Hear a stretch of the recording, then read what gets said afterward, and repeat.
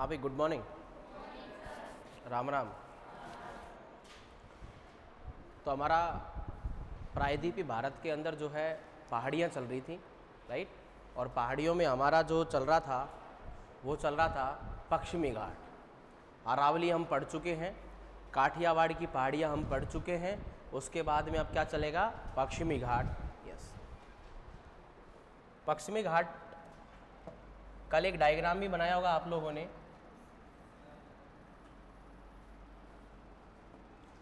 पश्चिमी घाट का जो दूसरा नाम है वो इसको सह्याद्री भी बोलते हैं। क्या बोलते हैं? सह्याद्री। यानी कि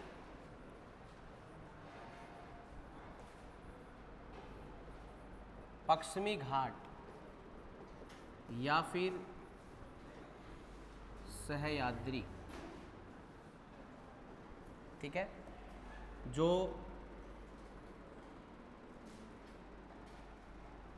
तापी नदी घाटी से, कौन सी नदी घाटी से?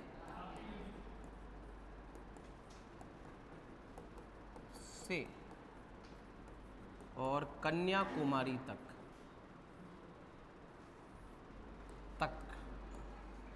ठीक है। भाग जाओ, आ जाओ। 1600 किलोमीटर, यानी कि ये यहाँ से शुरू होती है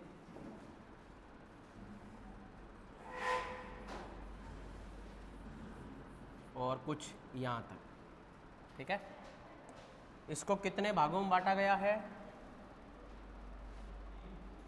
3 भागों। ये जो इसको अलग करती है ये 16 डिग्री उत्तरी अक्षांश, और यहाँ पर जो अलग करती है उसका नाम है नीलगिरी। क्या नाम है?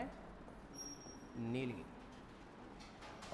3 पार्ट है इसके, 1 2 3। अच्छे से समझना, ठीक है। पहले तो बेसिक इसकी कुछ बातें लिखेंगे, फिर धीरे धीरे लिखवाते हुए समझाते हुए इसको हम पूरा पार्ट करेंगे।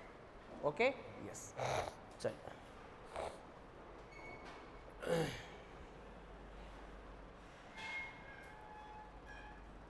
3 पार्ट में बांटा जाता है। 1 उत्तरी सह्याद्री, नंबर 2 मध्य सह्याद्री, और नंबर 3 दक्षिणी सह्याद्री। ध्यान दें। अब इसमें प्रश्न आपको कैसे पूछेगा? तो जैसे पिछले हमने कुछ पर्वतमालाएं जैसे करी कि अरावली की सबसे ऊंची चोटी कौन सी है और गुरु शिखर, है ना। जैसे अन्य हमने विंध्याचल पढ़ी, सतपुड़ा पढ़ी, इनकी सबसे ऊंची ऊंची चोटियाँ कौन सी हैं। जैसे मैं आप लोगों से ही पूछूं, बताइए विंध्याचल की सबसे ऊंची चोटी का नाम, विंध्याचल श्रेणी की सबसे ऊंची चोटी का नाम, मुंह पाड़ने हम। गुडविल बताया था क्या मैंने आपको? यस। या फिर गुडविल के अलावा दूसरा नाम क्या था? बोलो। केटू, सद्भावना। ये केटू कहाँ से नाम आ रहा है बार बार? ये तो ट्रांस हिमालय, वहां पहुंच गए तुम तो काराकोरम मूर्खों। बताओ, सद्भावना चोटी, गुडविल पीक। गुडविल पीक बोला तो आप लोग समझ रहे गॉडविन ऑस्टिन। वाह, वेरी गुड इंग्लिश में। गुडविल पीक, सद्भावना चोटी। कितनी हाइट थी? बहुत कम लोगों का जवाब। हाँ, टिप्पणी के बाद में कुछ लोगों का जवाब आ रहा है, ये गलत बात है भाई। सतपुड़ा की सबसे ऊंची चोटी का नाम धूपगढ़, पढ़ाया था क्या? दूसरी सबसे ऊंची चोटी अमरकंटक। धूपगढ़ की हाइट कितनी है? 1350, जबकि अमरकंटक की कितनी है? 1067। कई जगह पर इसको 65 भी लिखा हुआ है, 67 एकदम परफेक्ट है, राइट। कई जगह पर लिखा हुआ है, मैंने जो लिखा दिया वो पत्थर की लकीर। मतलब ब्रह्मा जी भी नीचे उतर आए ना एक बार, जिसने सृष्टि की रचयिता की, जिसने पहाड़ों पठारों को बनाया, ठीक है ना, इंसान को बनाया, सब चीजें। ब्रह्मांड की रचयिता जो है ब्रह्मा जी को माना जाता है। तो ब्रह्मा से ही ब्रह्मांड बना, यूनिवर्स। Okay, yes. वो भी एक बार हाथ जोड़ लेगा तुम्हारे नोट्स के आगे। तो 3 है, उत्तरी सह्याद्री, मध्य सह्याद्री, दक्षिणी सह्याद्री। ठीक है, इनको हम पढ़ेंगे स्पष्ट रूप से। पहले पश्चिमी घाट की कुछ बेसिक बातें, कहाँ से कहाँ तक, कुछ लिखवाया भी था या डायग्राम ही बनाया था? डायग्राम ही बनाया था। और आगे जो है हम लिखना शुरू करते हैं। लिखे पहला पॉइंट,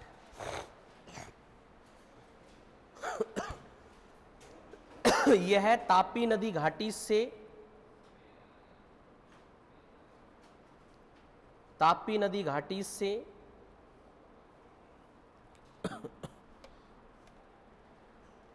कन्याकुमारी तक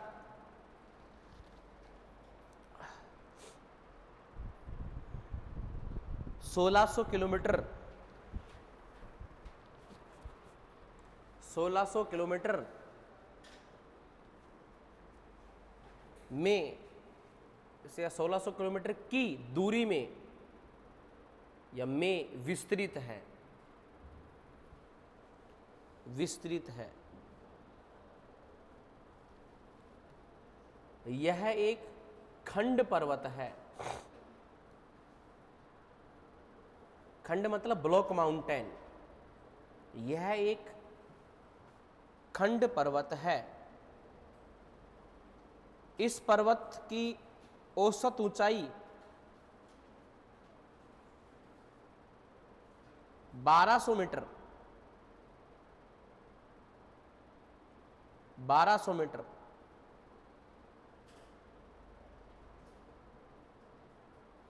लिख लिया? यस।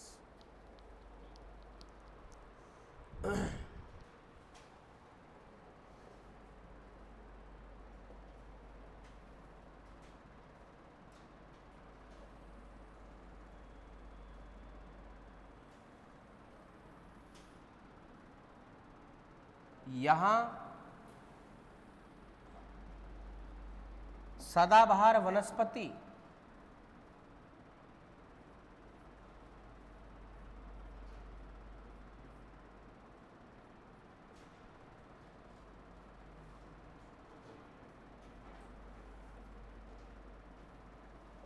सदाबहार वनस्पति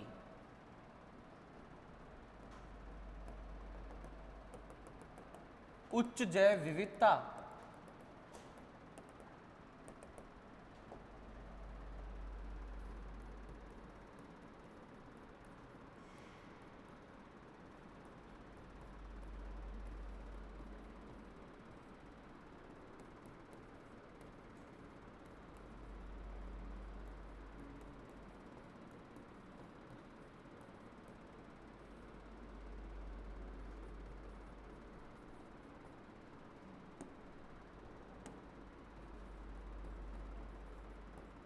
सर्वाधिक वर्षा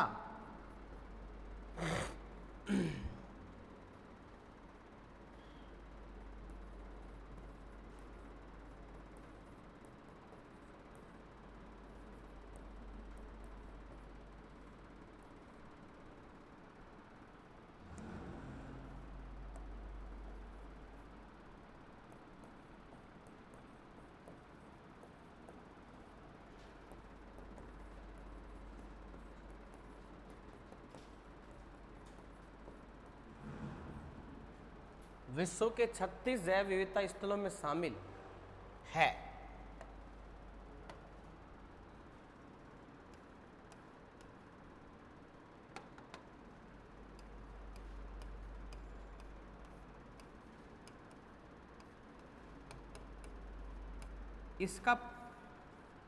इसकी पूर्व दिशा लिखो ना। बोले तो नहीं तो बोलता ही जा रहा हूं। सदाबहार वनस्पति, उच्च जैव विविधता, सर्वाधिक वर्षा, विश्व के 36 जैव विविधता स्थलों में शामिल। पूरी बात लिखनी तो थी, मुंह पाड़ रहे। अब बहुत दिन हो गए, मैं हड्डियां तोड़ दूंगा तुम्हारी।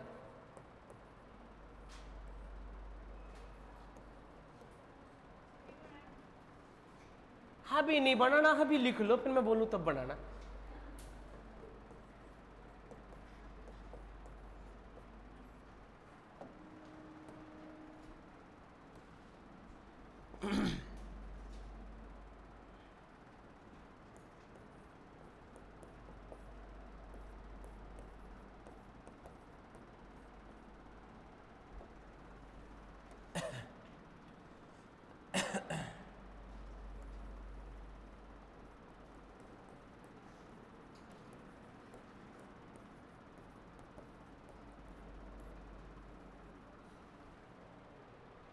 इसका पूर्व ढाल मंद,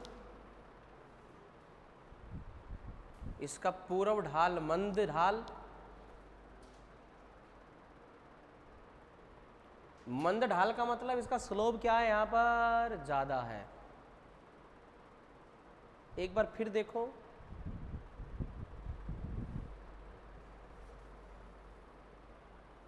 समझ गए, ऐसे पहाड़ियां, तो यानी कि इधर वाला तो तीव्र ढाल है और इधर कैसा है, ये मंद ढाल। Okay, yes.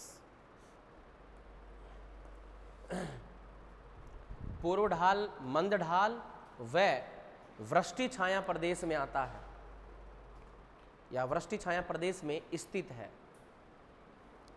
वृष्टि छाया प्रदेश में स्थित है, जबकि इसका पश्चिम ढाल, अब पानी चाहिए और क्या चाहिए, फेंक दे उधर से। जब इसका पश्चिमी ढाल, तीव्र ढाल वह वृष्टि प्रदेश में है।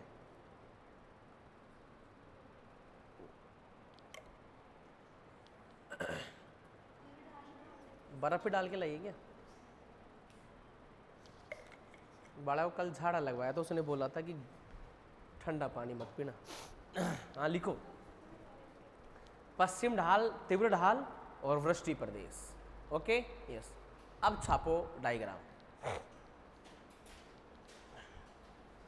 अब छापो डायग्राम।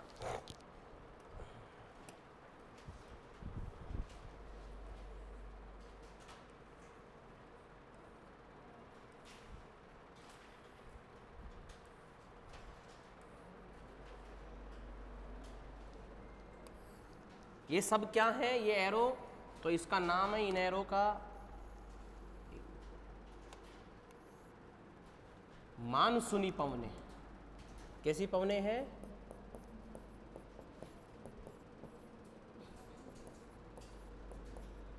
तो ये मानसूनी पवने पश्चिम तरफ ही रह पाती हैं, इधर की तरफ नहीं होती। बनाओ डायग्राम।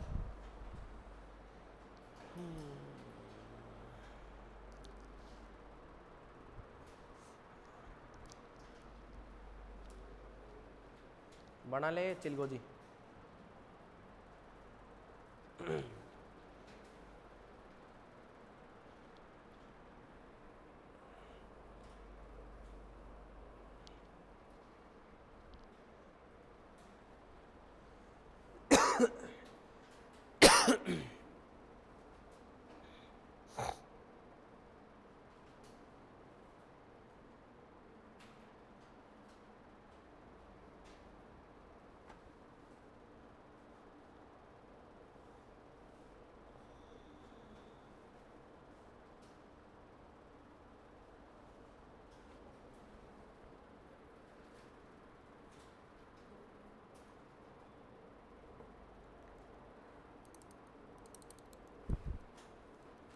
सारी बातें खत्म हो गई इस डायग्राम के अंदर। 10-12 लाइनें लिखवाता जो कि यहीं खत्म होगी सारी इस डायग्राम के अंदर ही। मानसूनी पवनों का प्रवेश तो पश्चिमी घाट की किस तरफ, पश्चिम दिशा की तरफ। वर्षा किधर होगी, पश्चिम की तरफ। इसलिए क्या कहलाया, वृष्टि छाया प्रदेश, क्योंकि बादल एक निश्चित ऊंचाई तक होते हैं। जबकि इस तरफ बारिश हो रही है क्या, नहीं हो रही है, तो नहीं हो रही, तो ये जो है कैसा कहलाया, वृष्टि छाया प्रदेश। इसका ढाल कैसा है, मंद। कौन सी दिशा का, पूर्व दिशा का। जबकि पश्चिम दिशा का ढाल कैसा है, तीव्र है। ओके, इसलिए इस क्षेत्र के अंदर जो है यहाँ पर कृषि की जाती है। इस क्षेत्र के अंदर बागानी फसलें की जाती हैं। बागानी, बागानी का मतलब जहाँ पर बाग लगाए जाएं, ठीक है, ऑलरेडी पेड़ पौधे लगा दिए जाएं। खेतों के अंदर हम खेतों के मेड़ पर या खेतों के बीच बीच कृषि के, हम जैसे खेतों के अंदर यहाँ चोमू में क्या करते हैं, आंवले के पौधे रोप देते हैं। किसके रोप देते हैं? आंवले। या किनारे किनारे पर जो है बील के पौधे रोप देते हैं। ओके, तो क्या हर साल काट करके दोबारा लगाते हैं क्या? नहीं साहब, वो बागवानी कृषि कहलाती है, बागानी कृषि कहलाती है। फूलों की जो है क्यारियाँ लगा देते हैं, बागानी कृषि कहलाती है। चाय वगैरह, कॉफ़ी वगैरह, गरम मसाले सब यहाँ पर, राइट। तो ये ग्राफ में बहुत सारी बातें कंप्लीट होती हैं। ओके, देखो साहब, पश्चिमी घाट में कुछ नदियाँ निकलती हैं जो अरब सागर में गिर जाती हैं निकल करके इस तरफ, ठीक है। और कुछ नदियाँ यहाँ से निकलती हैं और बंगाल की खाड़ी की तरफ जाती हैं। समझ गए आप? यानी पश्चिमी घाट से पूर्वी घाट की बहुत सारी नदियों का क्या होता है? जन्म होता है, उद्गम होता है। यानी ये वाली जो नदियां हैं, गोदावरी वगैरह, कृष्णा, कावेरी, ये सब, तो ये नदियां कोई बीच में से नहीं निकलती मैदान से। कहाँ से निकलती है? पश्चिमी घाट से निकलती है, ठीक है। लिखेगा, 2-4 लाइनें और लिखवाता हूं। पश्चिमी घाट से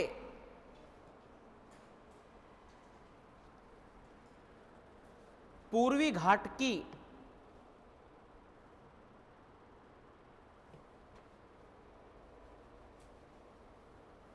ठीक है प्रमुख नदियों का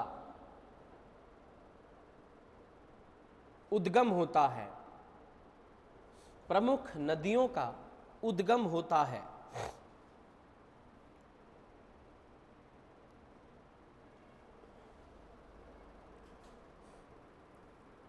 ठीक है, एक को लिखो। पश्चिमी घाट में उष्णकटिबंधीय सदाबहार वनस्पति, उष्णकटिबंधीय टेम्परेट, उष्णकटिबंधीय सदाबहार वनस्पति पाई जाती है।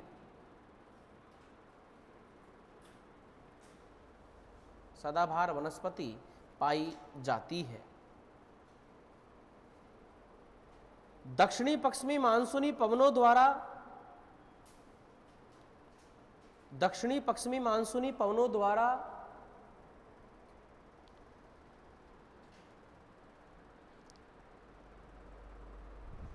पश्चिमी घाट के, दक्षिणी पश्चिमी मानसूनी पवनों द्वारा पश्चिमी घाट के पश्चिमी ढाल पर, पश्चिमी ढाल पर भारी वर्षा प्राप्त होती है। भारी वर्षा प्राप्त होती है। लिख लिया भाई? समझ गए इस बात को कि मानसूनी पवनें वास्तव में कौन से तरफ है? पश्चिमी ढाल की तरफ। तो भारी वर्षा भी किधर ही होती है? पश्चिम ढाल की तरफ। क्या पूर्वी ढाल की तरफ हो रही है क्या? बिल्कुल, बहुत कम होती है, लेकिन हल्की फुल्की, ठीक है। भारी वर्षा क्या होती है? प्राप्त होती है। पश्चिमी घाट को 3 प्रादेशिक भागों में बांटा जाता है। ज्ञान नहीं दे रहा, लिखो। पश्चिमी घाट को 3 प्रादेशिक भागों में बांटा जाता है।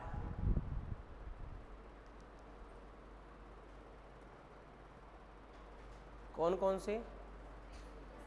उत्तरी सह्याद्री बोल दो या उत्तरी पश्चिमी घाट बोल दो, मध्य पश्चिमी घाट बोल दो और दक्षिणी बोल दो। इसमें से प्रश्न कैसे पूछे जाते हैं वो बताने से पहले आपको पहले इनका अध्ययन करना जरूरी है। ओके, लिखिएगा। सबसे पहला नंबर 1, या तीनों एक साथ लिख दो। पहले तीनों भागों में बांटे जाते हैं, तीनों का नाम लिख दो। पहले एक ही लाइन में लिख दो। नंबर 1 उत्तरी सह्याद्री, नंबर 2 मध्य सह्याद्री, नंबर 3 दक्षिणी सह्याद्री। पश्चिमी घाट का दूसरा नाम क्या है? ओके, इसमें लिखिएगा नंबर 1 उत्तरी सह्याद्री,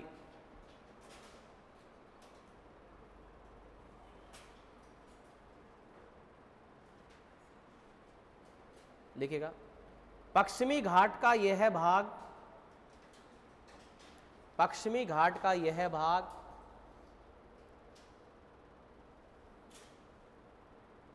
पश्चिमी घाट का यह भाग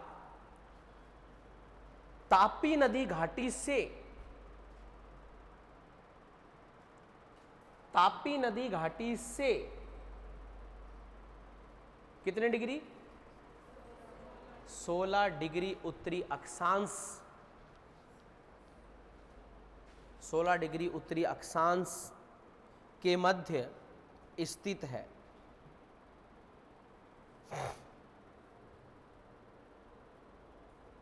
यह भाग मुख्यतः, यह भाग मुख्यतः महाराष्ट्र,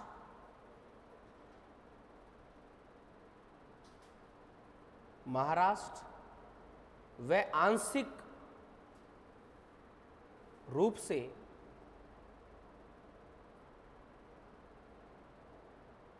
गुजरात व गोवा में स्थित है। गुजरात व गोवा में स्थित है। इस भाग की सर्वोच्च चोटी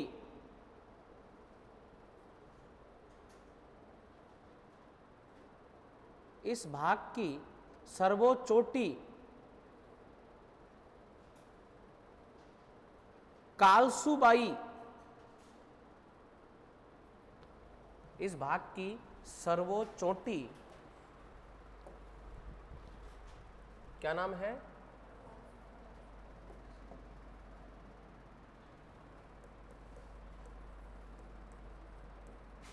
कालसूबाई, ठीक है।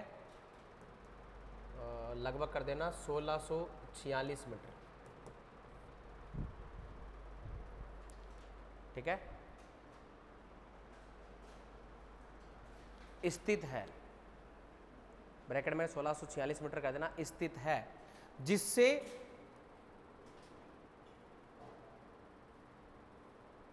गोदावरी नदी का, जिससे गोदावरी नदी का उद्गम होता है, जिससे गोदावरी नदी का क्या होता है? उद्गम होता है, ठीक है। दूसरी चोटी, दूसरी प्रमुख चोटी सलेहर,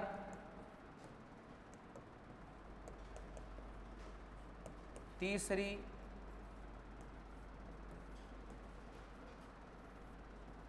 महाबलेश्वर चोटी है। कालसूबाई से कौन सी नदी? और लिख लेना महाबलेश्वर से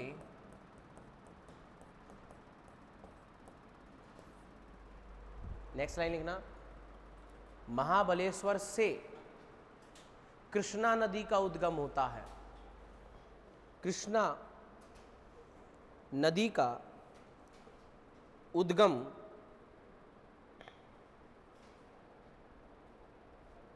होता है।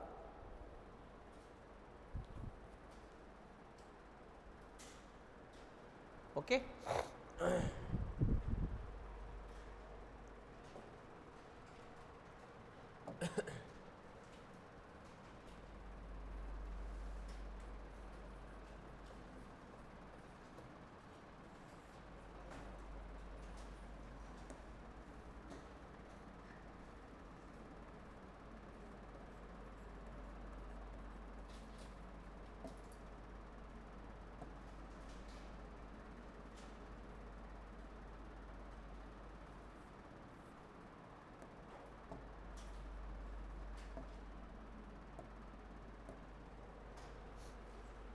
ये जो आपको ग्रीन कलर में मैंने आपको दो बनाए हैं, ये हैं दर्रे।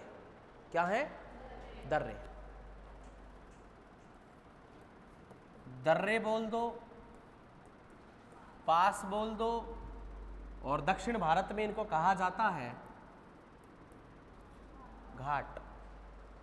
और राजस्थान में हम पढ़ेंगे तो राजस्थान में ना दर्रे कहते, ना पास कहते, ना घाट कहते, राजस्थान में कहा जाता है नाड़। केवड़ा की नाल, देसूरी की नाल, फुलवारी की नाल, पगलिया की नाल, जीलवा की नाल, ओके, ये कहा, ये नाम है राजस्थान में। यहां पर दो दर्रे हैं उत्तरी सह्याद्री में, क्योंकि उत्तरी सह्याद्री मैंने तापी नदी से कहां तक बताई है? 16 डिग्री। अब इनको याद करने का तरीका मैं आपको बता देता हूं। दक्षिण भारत में तीन क्या, वैसे 4 है, 4 पास है, उनको याद करने का तरीका।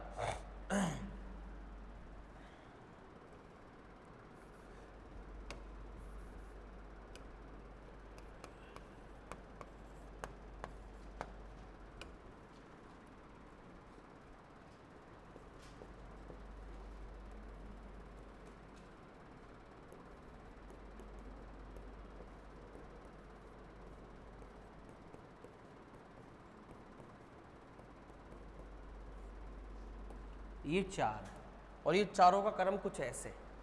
क्लियर? देखिएगा, अगर आप सब लोग गांव से अभी घर से आते हो, लेकिन कभी आपको कभी लाइफ में पीजी वगैरह में या कहीं पर रूम लेकर के रहना पड़े, तो आपका सिस्टम कैसे रहता है कि सुबह सुबह जल्दी उठते हो, जल्दी उठ करके तुरंत ही नाश्ता किया, नहाया धोया, सब करने के बाद में फिर आप तुरंत कॉलेज, फिर वापस आते हो, ये रूटीन आपका रहता है। लेकिन कभी हम गांव जाते हैं तो हम आराम से उठते हैं, और उठने से पहले आराम से उठते हैं, और उठने से पहले सबसे पहले ही थाली भर के ठोकना शुरू कर, शांति रख ले, थाली भर के हम खाना शुरू करते हैं, यानी कि थाल। खाने के बाद में फिर हमारी सुबह होती है भोर, फिर वापस से हम पाल बिछा के सो जाते हैं। थाल भोर पाल सैन, ठीक है, ये कुछ ये क्रम है। यानी कि इस दर्रे का नाम है थाल घाट। क्या नाम है? और इसका नाम क्या है? भोर घाट। मैंने कहा कि कोई भी दर्रा एक जगह से दूसरी जगह पर एक दूसरे को क्या करता है? जोड़ता है, ठीक है ना। यहां पर जो जगह पड़ती है प्यारे बच्चों, इस जगह का नाम है मुंबई। क्या नाम है? तो एक तो रास्ता जाता है साहब थाल से मुंबई होते हुए, और एक जाता है भोर होते हुए इधर। तो ये जो थाल घाट है, इससे जाता है, ये जोड़ता है मुंबई को किससे? नासिक से, और ये जोड़ता है किससे? पुणे। एक जगह है महाराष्ट्र में, सारा किस में है? महाराष्ट्र। नासिक भी कहाँ है? महाराष्ट्र में। पुणे भी महाराष्ट्र में, और मुंबई भी महाराष्ट्र में। यानी कि थालघाट और भोरघाट ये दोनों ही दर्रे किस में है? महाराष्ट्र में। ये दोनों ही दर्रे महाराष्ट्र में है।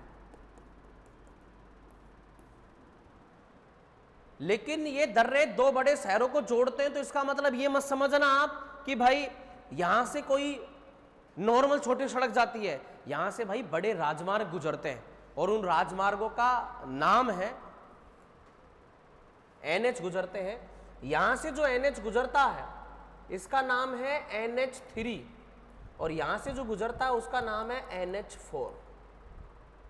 बात समझ गए? आपको पूछा जाएगा कि थाल घाट से कौन सा नेशनल हाईवे गुजरता है, राष्ट्रीय राजमार्ग, तो आंसर क्या होगा? NH3। मुंबई से नासिक। और भोर घाट से कौन सा गुजरता है? NH4, मुंबई से पुणे। बोला? बात समझ गए? लिखेगा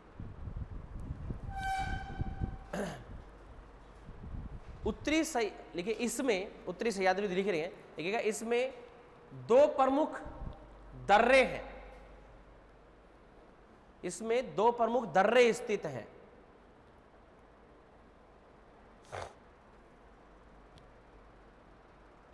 ठीक है, नंबर 1, ठीक है, थाल घाट,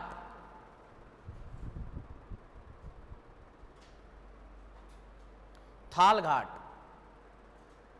नंबर 2, सॉरी, थाल घाट आपने लिखा, उसके आगे डैश करके लिखना मुंबई से नासिक।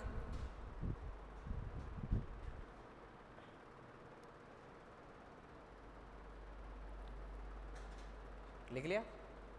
ध्यान देना साहब, नासिक किसानों की भूमि है, खेती वगैरह की जाती है यहाँ पर, और खेती में ये बहुत बड़ा रोल अदा करता है साहब।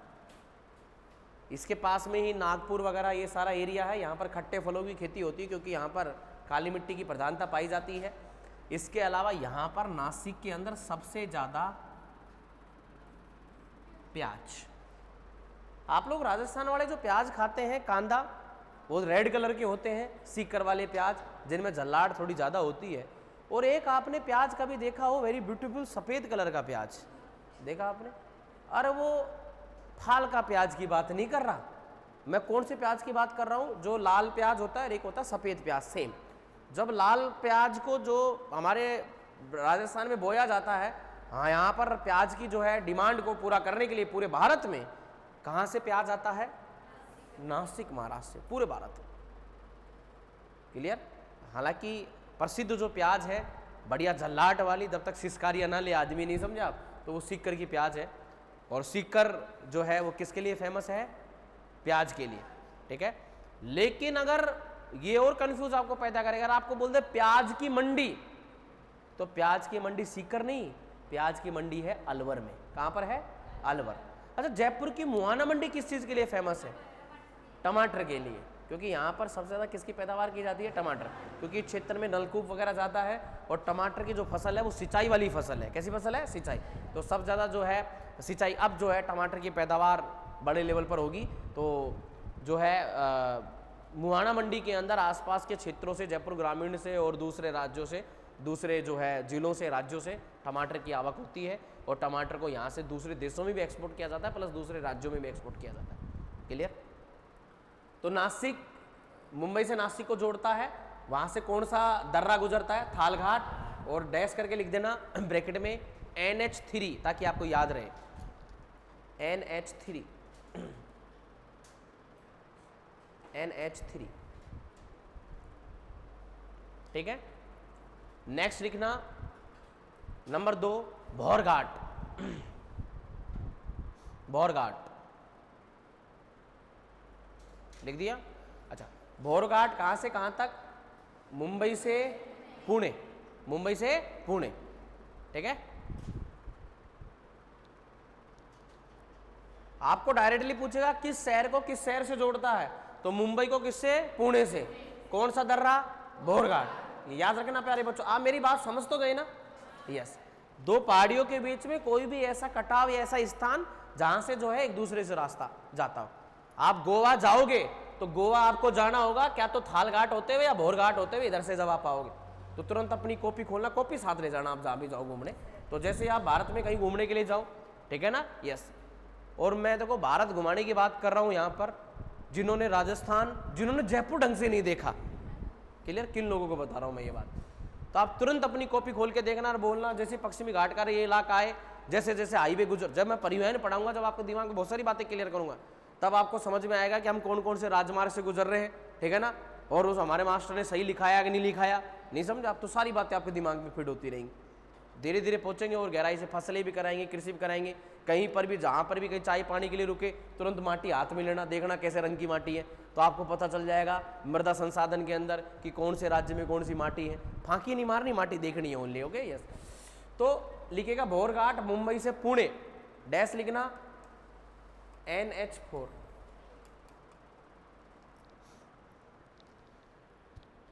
कल की बात कई लोगों को दिल पर इतनी भयंकर लगी कि हंसने की बात पर भी वो लोग स्माइल नहीं कर रहे। आज पता नहीं क्या बात हो गई, नहीं समझा? और कल जब हंसने की बात नहीं थी तो भी स्माइल कर रहे थे। क्लियर? मानव स्वभाव है, आदमी को जब हंसना हो, आदमी को हंसना चाहिए जिंदगी में, ठीक है ना? जब सीरियस पढ़ाई करनी हो, पढ़ाई करना चाहिए, जहाँ बोलने का समय हो वहाँ पे बोलना भी चाहिए, और जहाँ पर माथाफोड़ी करनी हो, वो माथाफोड़ी भी करनी चाहिए। क्लियर। और जब कभी जिंदगी में कोई इमोशनल समय आए, टेंशन हो, नहीं समझा मेरी बात, किसी प्रकार की कोई घटना हो, तो आदमी को चुपचाप रोना भी चाहिए जी भर के। नहीं समझा मेरी बात, जी भर के या फिर बाहर गाल के, अरे बार ऐसे जो करते आप वो बार भी गालना, सब होना चाहिए। क्योंकि भावनाएं, इमोशंस सिर्फ किस में होते हैं? इंसान में, मनुष्य में दिए भगवान ने, किसी और जानवर में नहीं दिए। समझा मेरी बात? यस। जी भर के बोलना भी चाहिए, बोलने वक्त चुप रहने के समय चुप भी बोलना चाहिए। कहीं सत्संग घर हो रहा हो, वहाँ पे सिर्फ एक ही आदमी बोलेगा, बाकी सब नहीं बोलेंगे। कहीं पर कोई प्रवचन चल रहे हो और वहाँ पर तुम भी बीच में बोलो, रुक भाई भोरघाट बता कहाँ पर है, तो वहाँ थोड़ा ना बोलना था ये बात। वो तो अगली कोई बात कर रहा था, लेकिन तुम बीच में कोई बात दूसरी ठुसेर के लिए क्या रहे हो, वो भी नहीं करना चाहिए। तो जब हंसने की बात हो तब हंसना चाहिए, जब हंसने की बात नहीं हो तब नहीं हंसनी चाहिए। जब पढ़ने की बात हो तो पढ़ना चाहिए, और पूरी 1 घंटे में तो सिर्फ पढ़ना ही चाहिए, मैं तो ये कहता हूँ। ओके, लिखो। तो इतनी ज़्यादा दिल पर ना लें आप बातें, ज़िंदगी बहुत बड़ी है। कई लोग आएंगे, कई बातें आपकी दिल पर लगाएंगे, तो वो आपको तकलीफ देंगी आगे। अपना व्यवहार, अपना आचरण थोड़ा चेंज करें। ओके। और आप सोचते हो कि यहाँ पर मेरी सबसे अच्छी बेस्ट फ्रेंड मेरे बगल में बैठी है, सबसे अच्छा दोस्त जीवन में बहुत कम होते हैं। हो सकता है कि आपके बगल में बैठी हुई या बगल में बैठा हुआ आपका बहुत अच्छा दोस्त हो सकता है, लेकिन उन 2 दोस्तों के बीच में झगड़ा अगर है तो इसका मतलब ये नहीं है कि उसको सुलझाने के लिए कोई तीसरा व्यक्ति बीच में आ रहा है। वो लड़ाई हुई तो वो दोनों के बीच में उसी समय खत्म, या फिर किसी समय एक ने लड़ाई करी, दूसरे ने सॉरी बोला, एक ने माथाफोड़ी करी, दूसरे ने सॉरी बोला, खेल खत्म। इसके माँ बाप के पास में इसके नंबर होने चाहिए, इसके माँ बाप के पास में इसके नंबर होने चाहिए।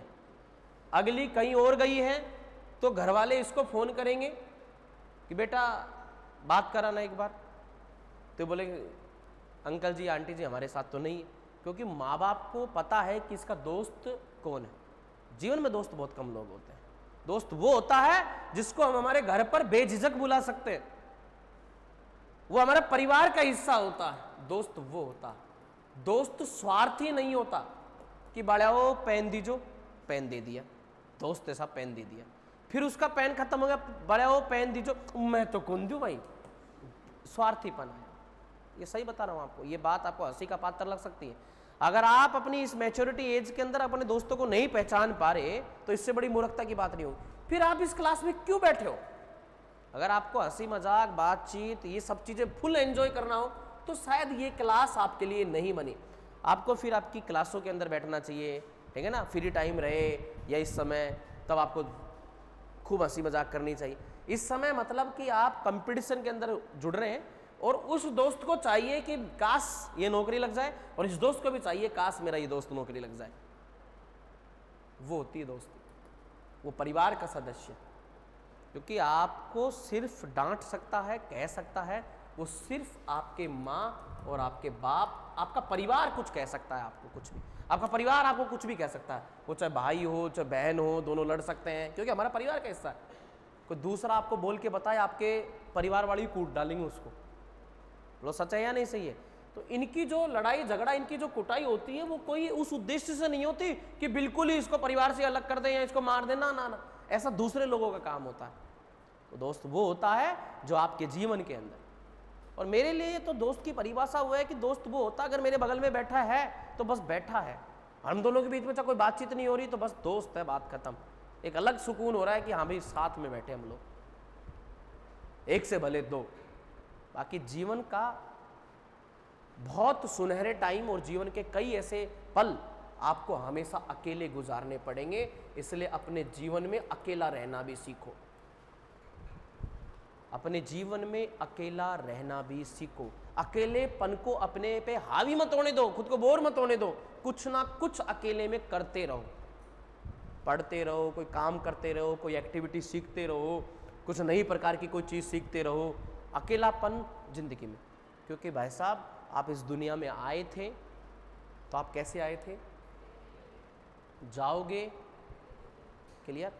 कई मौकों पर आप रहोगे, आखिर आपके फेरे होंगे, हो रहे होंगे तो आपके ही हो रहे होंगे, दोस्त के नहीं हो रहे होंगे। समझना मेरी बात? यस। कोई भी क्रियाक्रम हो रहे होंगे तो आपके सिर्फ अकेले के, किसी दोस्त के नहीं। तो इसलिए कह रहना भी सीखो। दोस्त की परिभाषा बस इतनी सी है कि वो हमारे परिवार का सदस्य हो, उसको बोली गई कोई बात तो मतलब आप अपने उस दोस्त को बता रहे हो कि ये बात इन दोनों के बीच में कम्युनिकेशन हो। ये मखौल किसी तीसरे के पास में आपकी बात का उड़ा रहा है तो मतलब ये दोस्त की परिभाषा में फिट नहीं बैठता। वो होता आपकी पर्सनल बात, आपकी जिंदगी के पर्सनल इशू सिर्फ इसी को पता हो, और इसकी जिंदगी के पर्सनल इशू अगर बात छुपाई जा रही है तो कहीं ना कहीं दोस्ती में दरार पड़ रही है या पड़ने वाली, वो होता दोस्त। तो ये बात इसलिए बोली गई कि कई लोग यहाँ पर बैठे हैं, मैं किसी को टिगर नहीं कर रहा, या मेरा कोई रिश्तेदार नहीं बैठा यहाँ पर, ना मेरा कोई ऐसा कि तुम नौकरी लगने के बाद में गेहूं की बोरी डाल दोगे। पिछले 2-3 दिन से मुझे ऐसा फील हो रहा है कि यहाँ पर दोस्तीपन कुछ ज़्यादा हैवी है, दोस्ताना कुछ ज़्यादा हैवी है, ठीक है, जो आप अपने उद्देश्य से भटक रहे हैं। एक दूसरे को सपोर्ट करो, ठीक है ना। मैं ऐसी बात नहीं है, बताओ मैं आपको कभी बोर करता हूँ?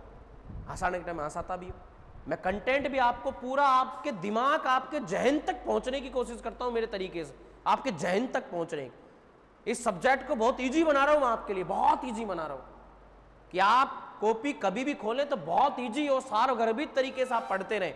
डायग्राम भी बना रहा हूँ साथ के साथ, बहुत धीरे पढ़ा रहा हूँ, बहुत स्पीड से भी नहीं पढ़ा रहा कि साहब सब ऊपर से जा रहा। क्लियर? क्योंकि भाई साहब मुझे ये सभी आता है, इसके अलावा कोई दूसरा काम या दूसरा सब्जेक्ट मुझे नहीं आता। समझ पा रहा है मेरी बात? इन्हीं के आसपास, इन्हीं के इर्द गिर्द पूरी जिंदगी इन्हीं में खपा दी मैंने। तैयारियां की होंगी, कोई कारण रहे होंगे, नहीं हो पाया हमारा, लेकिन अब जो कर रहे हैं उनको सिखा रहे हैं। समझना मेरी बात?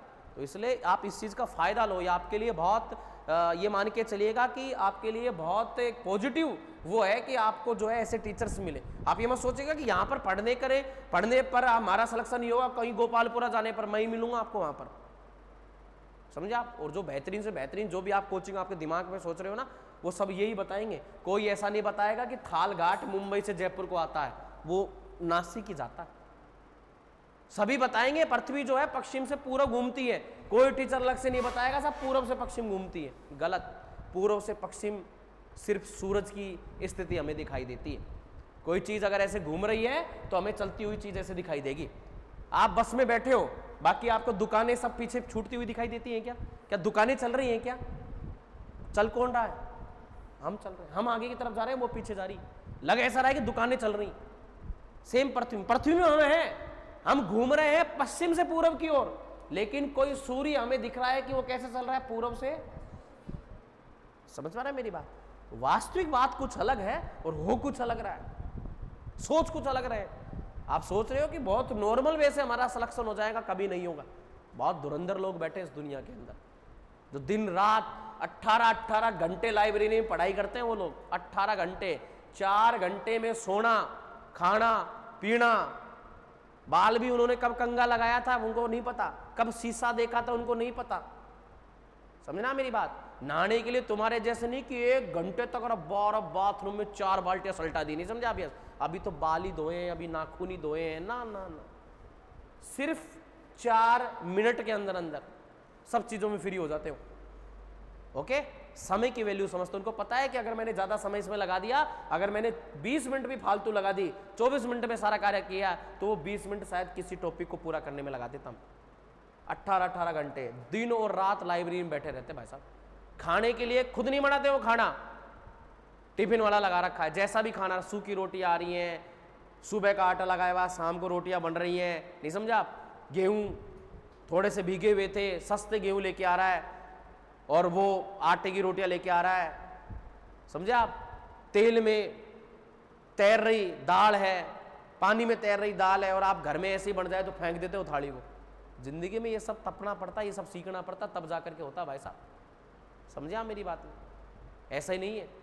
अभी फिल्म आई थी एक IPS मनोज कुमार की, आपने 12वीं फेल, 12वीं में फेल था वो आदमी, 12वीं पास की। सोचो जो तो ये मायने नहीं रखती आपकी 10वीं 12वीं में आपकी क्या परसेंटेज बनी थी। ना ना, आपका दिमाग अब कितना चल रहा है, मैच्योरिटी। कोई घर पे कोई मेहमान आ रहा है, उस समय ही लग गई बातचीत। कोई आ रहा है तो छुप करके खड़ना, क्यों? नमस्ते करो, बातचीत करो, और कैसे हो, अच्छे से कम्युनिकेशन करो ना। कोई टीचर जा रहा है तो उसको देख करके छुप रहे, क्यों? नमस्ते करो ना, क्यों? क्या कुछ पूछ लेगा आपसे? वो होता मैच्योरिटी बच्चों। मैच्योरिटी आते आती आती है। आए तो एक 12 साल के बच्चे को आ जाती है, और नहीं आए तो एक 50 साल के आदमी को नहीं आएगी मैच्योरिटी। What is maturity? परिपक्वता क्या होती है? 12 साल के 13 साल के बच्चे का जब बाप का साया दुनिया से गुजर जाता है तो वो 12-13 साल से ही कमाने लग जाता है, चाहे वो बड़ा पाव का ठेला लगाए, चपतासी का ठेला लगाए, या किसी की नौकरी करे हो, क्योंकि घर में फिर माँ बीमार है, भाई बहन उनको पढ़ाना है, वो पैसा कहाँ से आएगा? तो खुद को नौकरी करनी पड़ती है, पूरा त्याग कर देता है खुद ही। मैच्योरिटी उसे कहते हैं। वो लड़ाई झगड़ा नहीं करता, वो जिद नहीं करता खिलौनों की, क्योंकि भाई साहब उसकी जिंदगी तो कमाने में जाएगी अब। और एक 50 साल के आदमी को मैच्योरिटी नहीं आती। घर में कुछ ऐसे लोग होते हैं जिनकी बुद्धि भ्रष्ट होती है, उनको पता ही नहीं होता हम क्यों जी रहे हैं जिंदगी। सुबह शाम तक घर में पड़े रहते, कोई काम धंधा नहीं करते, कोई उन्होंने कोई तैयारी नहीं करी होती है, सब किस्मत में ही नहीं थी तो बैठे आराम से, क्योंकि उनको मैच्योरिटी नहीं हुई तो कोई दूसरी चीज, तू नहीं तो कोई और सही, कोई और नहीं तो कोई और सही, बहुत लंबी है जमी, मिलेंगे लाख हंसी, ऐसा नम जमाने में तू अकेली तो नहीं। ये बात सब चीज के लिए लागू होती है, इंसान के लिए लागू होती है, नौकरी के लिए लागू होती है, काम के लिए भी लागू होती है। क्या दुनिया में हर आदमी सरकारी नौकरी जो है, क्या हर आदमी सरकारी नौकरी है? और मुझे बता दो कौन सा सरकारी आदमी नौकरी जो है करने वाले व्यक्ति हैं जो करोड़पति है? कोई है करोड़पति? सिर्फ प्राइवेट वाले दिन रात काम कर। आज भी अंबानी सुबह वही रूटीन है, पूजा पाठ करना, सुबह 10 बजे ऑफिस पहुंच, 9 बजे ऑफिस पहुंचना, शाम को 6 बजे वापस आना, वही ऑफिस में बैठ करके फाइलों पर काम करना। उसके पास इतना पैसा, वो चाहे तो आराम से घर पे आराम से सुबह लेट सकता। वो लेट सकता है नहीं लेट सकता? यस। वो हाथ भी पीछे रख सकता है, लोग 10 आदमी खाना खाने हो सकते उसको नहीं साहब, अभी भी खुद के दम पर करता है वो सारी, क्योंकि उसने कितनी मेहनत से अपना काम किया है, उसको पता है मेहनत क्या होती है। आज भी लोगों के बीच में ऐसे रहता है, वो बिजी रखता खुद को पूरा शेड्यूल, और जितना ज्यादा खुद को बिजी रखेंगे तो जिंदगी में आने वाली सभी और टेंशन, चिंता जो कहते हैं ना, मेरे तो टेंशन होगी, टेंशन इंसान खुद पालता है। चिंता भगवान की देन नहीं है, चिंता किसकी देन है? मनुष्य की देन। कोई भी चीज बिगाड़ना, किसी का जिंदगी में आना चले जाना, वो सब इंसान की देन है, समझा? वो तुम्हारा विषय नहीं है, लेकिन सब हमने फिर भी किया तो वो टेंशन होगी। वो तो अगर अभी किसी जो मतलब कोई 20-25 साल के जो प्रेमी होते हैं,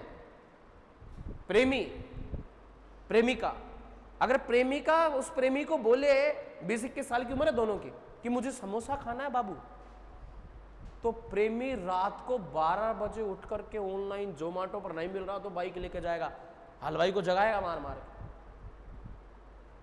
खड़ा हो समोसा बना, वो समोसा बनाएगा, समोसा पैक कर, तो समोसा बना, उसकी इच्छा हुई है, क्योंकि मैच्योरिटी लेवल कम है ना, ले जाएगा, लो बाबू एनीथिंग फॉर यू।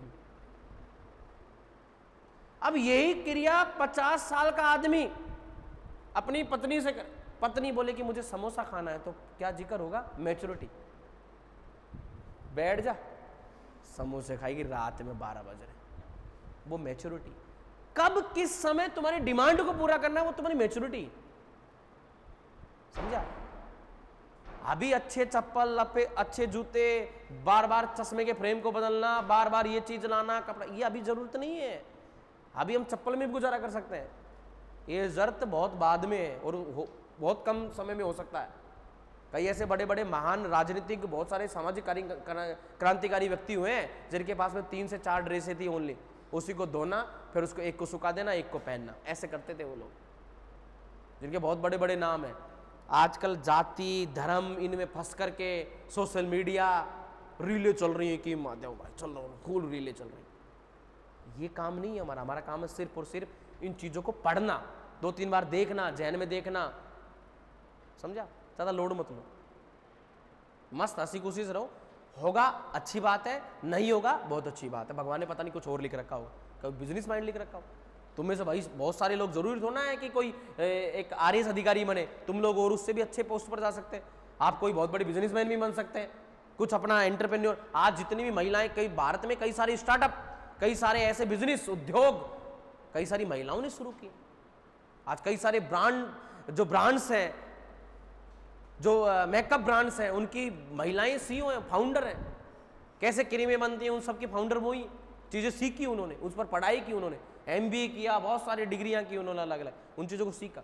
तो हो सकता है, जरूरी नहीं, लेकिन अगर आपने ठान ही लिया कि कॉम्पिटिशन में जाना है तो फिर सीरियस होना पड़ेगा आपको। बिना सीरियस कुछ नहीं हो सकता इस लाइफ, ठीक है। लेकिन इतने सीरियस भी ना रहे कि चिंता अकेलापन हम पे बहुत ज्यादा हावी हो जाए कि यार ऐसा नहीं होगा तो क्या होगा, तेरे हाथ में नहीं है, होगा वही जो राम रचे राखा, होगा वही जो भगवान ने लिखा।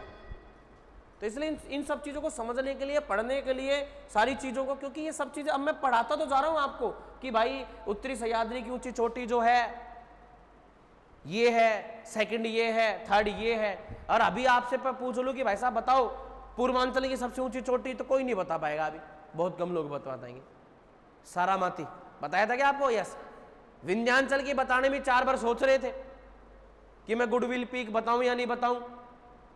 तो जो पिछला पढ़ा उसको भी आप रिपीट करते रहे, रिपीट करते रहे, रिपीट करते रहे, तब चीजें समझ में आएगी आपको, दिमाग समझ रहे हैं ना।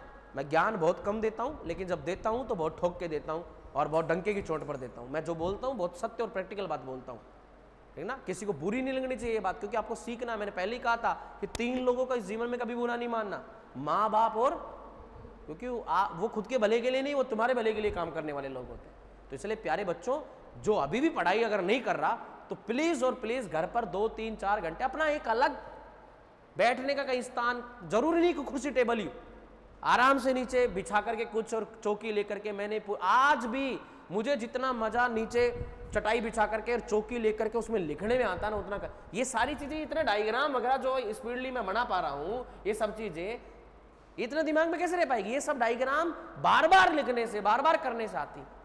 कहीं पर आज ये डायग्राम चल रहा है तो कहीं पर हिमालय चल रहा है, कहीं किसी कोचिंग में मैं नदियां पढ़ा रहा हूँ, वहां पे डायग्राम उसका याद रखना है, कहीं पर बांध का याद रखना है, कहीं पर ज्वालामुखी पढ़ा रहा हूँ, कहीं पर वायुमंडल पढ़ा रहा हूँ। ऐसा कैसे रह पाएगा? ऐसा तब रह पाएगा प्रैक्टिकल कर करके। पता नहीं कितने आपको नोट्स कॉपियां भरनी पड़ेगी, रफ कॉपियां ले आओ घर पे काम करने के लिए। यहाँ पर भी रफ कॉपी में क्या करो, घर जाके फेर में कर लिया करो, आपको डबल फायदा हो जाएगा, याद भी हो जाएगा लिखने लिखने में। और यहाँ फेर कर रहे हो तो घर जाकर के पेंसिल ले हाथ में या हाईलाइटर रखो एक हाथ में और उससे हाईलाइट करते रहा करो कोई चीज, और फिर एग्जाम के दिनों में आपको काम आएगी। सीटी का एग्जाम तो अब आ गया, लेकिन मैं बता रहा हूं आपको, इस बात का ध्यान रखना, अगला सीटी अगली साल जब आप दोगे, और जिन्होंने इन नोट्सों पर बेहतरीन तरीके से पकड़ बना ली, मैं बता रहा हूं आपको, आपकी तैयारी ये अंतिम और लास्ट है, ये समझ के तैयारी करना। ये तैयारी मेरी अंतिम और क्या है, लास्ट, ऐसे तैयारी करना। अगली बार देखेंगे सोचेंगे मत करना। भाई इस वाले में तो भाई एग्जाम तो आ ही गया, सिलेबस तो कहाँ हुआ अपना, सिलेबस तो कब होगा, अगले एग्जाम के समय। आपको बहुत आप औरों से अलग लेवल पर होंगे, जिनको पता नहीं था कि वृष्टि प्रदेश, वृष्टि छाया प्रदेश होता क्या है, उनको भी समझ में आ गई सारी बात। जिनको पता नहीं था कि सह्याद्री पश्चिमी घाट होता क्या है, उनको भी समझ में आ गई सारी बातें। जिनको भौतिक प्रदेशों के बारे में नहीं पता था, वो मैदानों के बारे में, प्रायद्वीप भारत के बारे में, जिनको हिमालय सिर्फ सुना था कि हिमालय होता है, लेकिन हिमालय कितने पार्ट में होता है, वो बात भी आपको बहुत अच्छे से डायग्राम में से समझ में आई थी। बोला आई थी नहीं आई थी? तो प्यारे बच्चों, ये बहुत अच्छा कंटेंट है, बी सीरियस, ठीक है। मैं बार बार आपको टोकूं या फिर आप क्या सोचते हो, आप लोग आपस में बात करते रहे तो क्या मुझे पता नहीं चलता? मुझे सब पता था, लेकिन मैं नोटिस नहीं करता।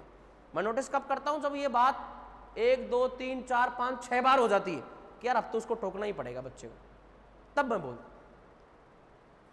कोई फिक्स नहीं है कि तुम्हारी शादी होने के बाद में तुम्हें सुख मिलेगा। आपको घर में एक नौकर की तरह ही जीवन जीना पड़ेगा। आपको आपका खुद का घर, आपका कमरा आपको छोड़ करके दूसरी जगह जाना पड़ेगा। बताओ, आप शादी में एक स्त्री के साथ में ऐसा किया जा रहा है, सोचो, आप छोड़ना पड़ेगा आपको घर अपना और किसी दूसरे घर में। बेटा लेकिन अगर सरकारी नौकरी लग गए तो आपको परिवार फिर उस लेवल का ही मिलेगा आपको, जो आपको रोकने टोकने वाला बहुत कम होगा, पढ़ा लिखा होगा। सुबह गए नौकरी में, नहीं समझे आप, शाम को आए आराम से, फुल रेस्ट, सब चीजें चल रही है, सारे शौक पूरे कर पाओगे आप। जरूरी नहीं कि अगला परिवार जो मिले या अगला हस्बैंड जो मिले वो आपको पूरे शौक आपके करवा पाए, नहीं करवा पाए। अभी तो माँ बाप पूरी तरह से सब कुछ, अच्छा खाना, अच्छा पीना, अच्छे कपड़े, सब चीजें आपके कर रहे हैं। बाद में ऐसा नहीं होता, अपनी फेवरेट चीज को भी त्यागना पड़ता बाद में। तो कि यार मुझे ये आइसक्रीम पसंद है वनीला, और वहां पर घर के अंदर तो चॉकलेट आई है, सॉरी मुझे चॉकलेट पसंद है, क्यों लड़कियों के होते चॉकलेट आइसक्रीम पसंद है फ्लेवर की, और वहां तो वनीला आई है सफेद वाली। लेकिन साहब आपके लिए अलग से तो नहीं आ सकती ना वहां पर। लेकिन आप नौकरी लग जाओगे या फिर आपका किस्मत माने तो आपको हो सकता है कि वनीला आई और आपके लिए स्पेशल चॉकलेट भी आ रही। इसलिए अगर आपको ये बाद में जो आपका अभी समझ में नहीं आएगा, ये बाद में आपको बहुत सारी चीज समझ में आई। और सीईटी के बाद में तो ऐसी कई सारी वैकेंसियां होंगी आपके पास में, कम से कम 30-40 प्रकार की वैकेंसियाँ होंगी। हम दोनों के बीच का जो मतलब मैं आपके साथ में रहूँगा, काफ़ी लंबे समय तक मैं आपको पढ़ाने वाला हूँ, क्योंकि इसका जो सिलेबस है इनका बहुत लंबा है। आपको कई सारे मुद्दों पर हम चर्चा करेंगे, ठीक है। तो मैं आपको बीच में जो बताता रहूँगा कि ये करें, आप ऐसे तैयारी करें, ऐसा करें, वैसा करें, तो आपको बहुत समझ में आएगा। रेलवे वगैरह की वैकेंसी आती रहती है जिनमें बहुत नॉर्मल सिलेबस, ये तो बहुत नॉर्मल बातें हैं, ये इंडिया लेवल पर ये सारी चीज़ें, और राजस्थान लेवल पर जहाँ पर भारत का भूगोल आ रहा है उनमें ये सब आएगा, समझा। ये आज थोड़ा सा कमी मैं आपको लिखवा पाया, लेकिन इसकी पूर्ति मैं सोमवार को कर दूंगा, ठीक है।